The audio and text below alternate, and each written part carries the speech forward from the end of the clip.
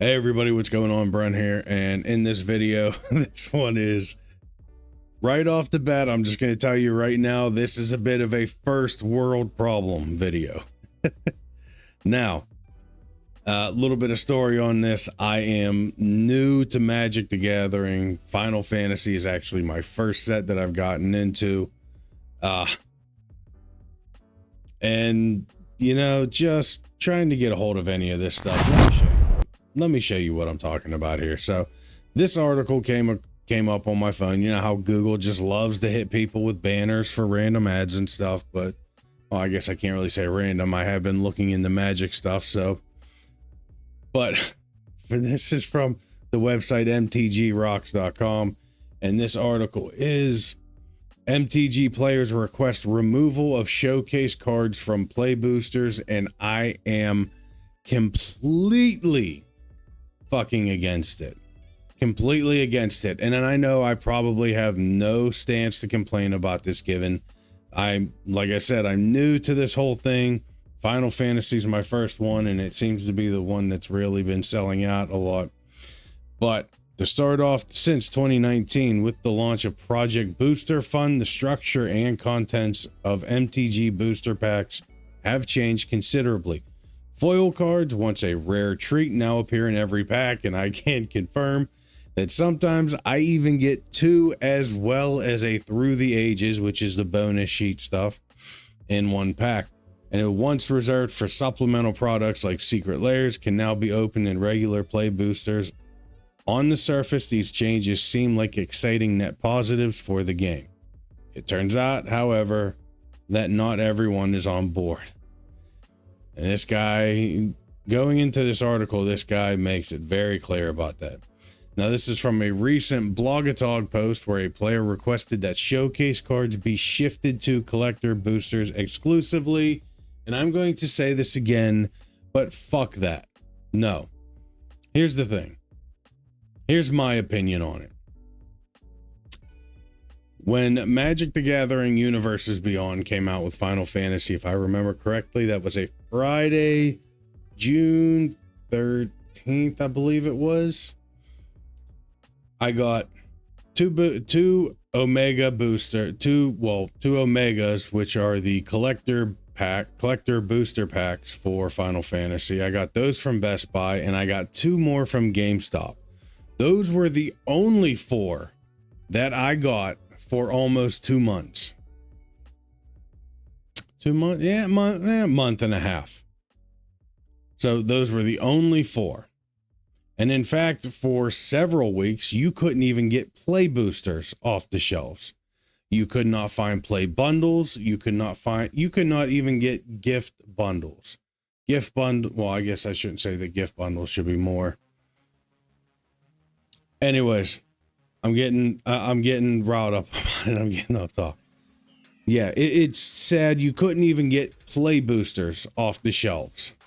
Now, like I said, I probably have no room to complain about this, given this is my first set going into this. But, you know, just being able to get some of the showcase cards as a collector piece or to hold on to, because as I said,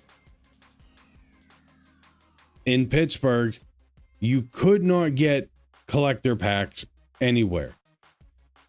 And I, as an adult who has to work, I do not have time to sit outside Targets and GameStops at 6, 7, 8 o'clock in the morning, waiting for them to open, only to get beat out by a bunch of fucktards who have nothing better to do with their time but stand outside these stores and just shovel all the fucking product. So guess what? It's nice to be able to get just some of the art stuff. I understand it's not going to be the big high dollar things, but you know, like I said, even just being able to get just a small bit of some of the art stuff. Now, I get what they're saying here in this article, that the first step in this was having the art cards removed from the play boosters because it takes up tokens. It caused a token shortage. Guess what? I was just on Card Kingdom last night. You can get a box of 500 tokens.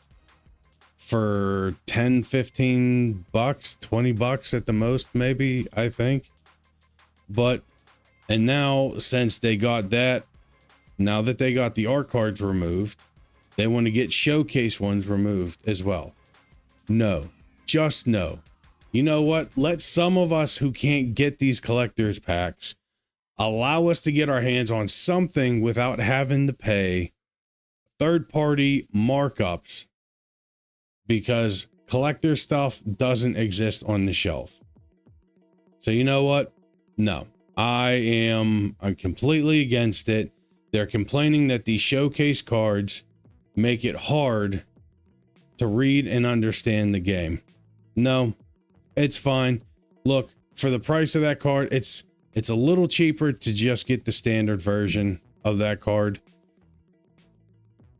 Just give me a chance to get my hands on something that's a little bit of a collector's piece from this stuff, because they're not going to make the collector stuff more readily available, because then it just, you have the serialized stuff and they just can't do it because of the serialized stuff. But anyways, I feel that there should be an even clearer line between play boosters and collector boosters. And that's what he was saying about going one step further from having the art cards removed to make sure that the tokens are in there. And now they want the showcases removed. And it's just, no, it's ridiculous.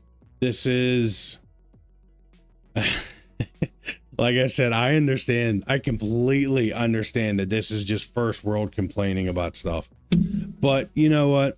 It's a hobby. It's something that I've gotten into and enjoying for the little bit of stuff that I've been able to get my hands on, other than, you know, having to pay, what is it now, $210, $220 for an entire box of play boosters just to hopefully get some stuff that, you know, maybe I can sell back to try and trade up to other things.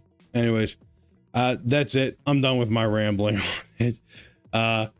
If you feel the same way, please like, subscribe, and share. If you think, once again, as I said before, if this is just first world complaining that never should have happened, you can go ahead and you're welcome to hit the thumbs down on that. But anyways, I'm going to try to enjoy a little bit of the hobby stuff that I get to enjoy, and I'll catch you guys on the next one.